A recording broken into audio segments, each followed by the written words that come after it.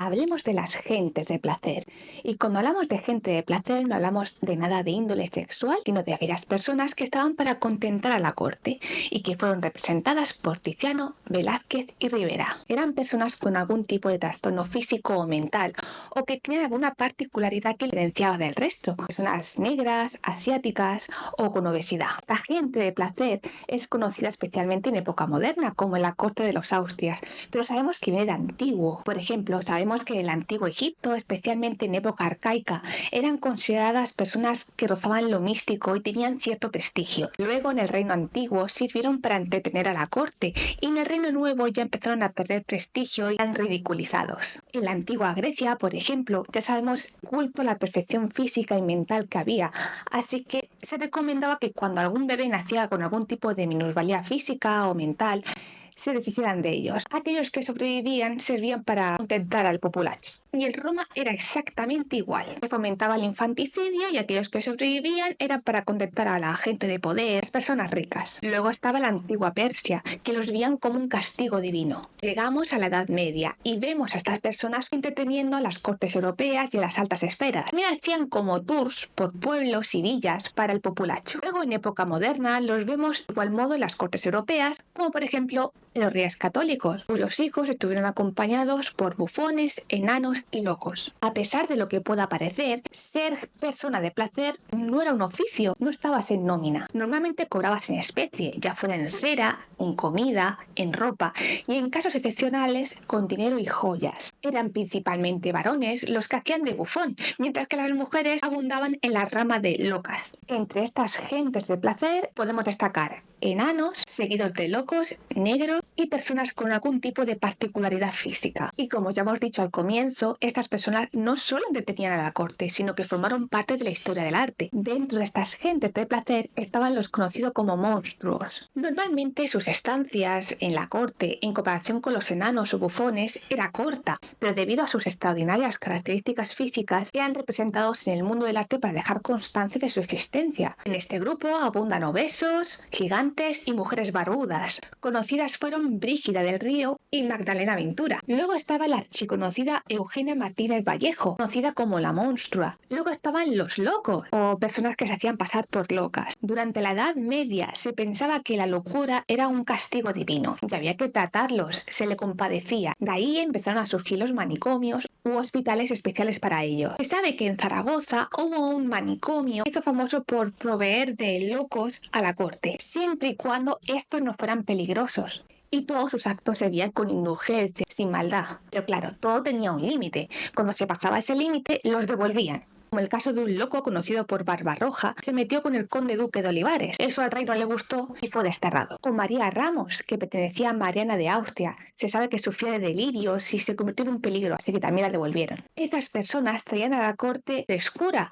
a una corte corrupta, llena de entresijos. Su inocencia y bienhacer sin duda hacían florecer los buenos sentimientos de sus señores hacia ellos. Se cree que estas gentes de placer no solo estaban para entretener a sus señores, sino también como ejemplo de caridad cristiana, el darles cobijo y una vida más o menos digna a estas personas. Hubo gentes de placer muy conocidas en las cortes europeas, como el caso de Pietro Gonella, en la corte del marqués de Ferrara, que murió debido a una broma. Os cuento. Un día su señor, el marqués de Ferrara, estaba enfermo, tenía fiebres. A Pietro se le ocurrió que la única manera de curar a su señor era darle un susto, así que durante un paseo matutino lo empujó al río. La cosa es que el marqués se curó, pero pensó en cómo devolverle la broma a su bufón, así que se compinchó con toda la corte e hizo creer a Pietro que estaba detenido por atentar contra su vida. Y se le ocurrió bastante la broma. Los guardias cogieron a Pietro, le vendaron los ojos, le maniataron e incluso se hizo llamar a un verdugo para que lo ejecutara. O sea, imaginad a Pietro suplicando por su vida porque se pensaba que le iban a matar. En el momento de la ejecución, el verdugo le dio un golpe en la nuca, le tiró un cubo de agua fría. Toda la corte riéndose, jaja, has caído, es una broma. Pero Pietro no pudo soportar la presión del momento. Le dio un infarto y murió. Pero vamos a centrarnos en las gentes de placer de España, especialmente de la corte de los Austrias. Vamos a ir hablando de algunos de ellos. Es difícil hacer una biografía completa de estas personas, pero podemos esbozar más o menos cómo fue su obra y vida en las cortes de sus señores. Muchas veces nada desdeñable. Mucha de esta información la cojo del trabajo realizado por Juan Moreno Villa. Vale, empecemos por una de las más conocidas por salir en uno de los cuadros más famosos de la historia del arte, Las Meninas, María Bárbara Askin. Según las fuentes, su apellido puede venir de un pueblo escandinavo llamado Askin. Se sabe que llega a Palacio en 1651 tras la muerte de su primera señora, una tal condesa de Villerval y Walter. Entre las raciones o pagos que recibe, vemos que tiene 4 libras de nieve al día durante el verano. En 1691 se le otorgan 9 vestidos, además de darle raciones a una criada suya, porque sí, estas personas de placer tenían también sus propios criados. Esta criada se hacía llamar Juana de Orti. Sin embargo, en 1700 se cree que es desterrada hacia Alemania. Luego está Juan Calabazas o Calabacillas, que fue también representado por Velázquez. Se le dio un sobrenombre, el Bobo de Coria. Primeramente sirvió al infante cardenal y posteriormente a Felipe IV en 1632. Hay datos de las raciones de comida que le daban tanto los días de carne como los días de pescado, llegando a recibir al año casi 200.000 maravedíes. Además de los datos de la comida, sabemos que le otorgaron 2 mulas, 12 pares de zapatos de 3 suelas y un carruaje. Se le dieron unas calzas nuevas para hacerse un vestido para recibir al rey en Barcelona. Le regalaron un vestido de terciopelo labrado en 1632. Luego está don José Cañizares y Machado, que aun siendo una persona tan pequeña dio muchos dolores de cabeza. Se casó con Clara González en 1788 y en 1793 se casa de nuevo con María Ibáñez. Tiene un sueldo anual al servicio del rey de unos 12.000 maravedíes.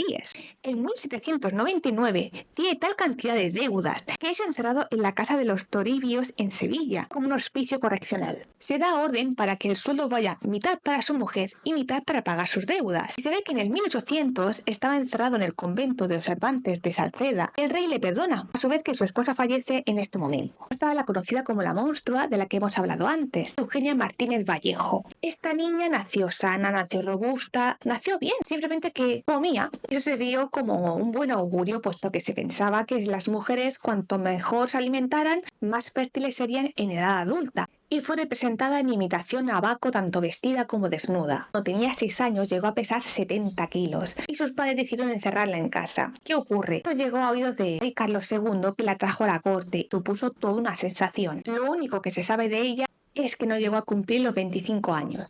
Luego hay otro personaje muy conocido por salir en el cuadro de Las Meninas que llegó a medrar dentro de la corte. Es Nicolás Percusato. Era un enano proveniente de Milán. Llegó a palacio en 1650 y tenía una criada a su cargo. En 1675 medró a ayudante de cámara. Este oficio era poner los cubiertos y candelabros en la mesa, por ejemplo, o llevar las comandas a la cocina, barrer el cuarto o sacudir las cortinas. No hacía falta ser un noble para poder optar a este puesto, pero aún así tampoco era un puesto fácil al que optar, era un privilegio. Llegó a la avanzada edad de 65 años sin herederos, dejando sus bienes a una joven de 25 años llamada Paula de Esquivas. Luego está Magdalena Ruiz, enana y loca, que gozó de gran estima tanto de Felipe II como de su familia, y llegó a ser representada junto a la princesa Clara Eugenia. Sin embargo, al parecer, su estado mental se deterioró y con pesar la tuvieron que llevar al convento de Santa Isabel. Esta mujer era aficionada al baile, a la bebida y a los toros, y falleció en el Escorial en 1605. Luego estaba el enano Miguel Soplillo, originario de Flandes. Estuvo en el palacio nada más y nada menos que 44 años, y fue muy querido por Felipe IV, siendo retratados juntos. Pero bueno, no solo servían para entretener a la corte, sino que también hacían de espías para sus señores, para influir dentro de la opinión pública a favor de estos. Espero que este vídeo sirva para darles voz, que la gente conozca de ellos, que tenían nombres y apellidos, que fueron personas usadas para el divertimento de los ricos, o que también hubo muchos que aprovecharon la oportunidad y medraron, o que algunos no eran realmente locos, sino que se hicieron pasar por estos para poder ganarse la vida. ¿Qué os ha parecido? Os leo.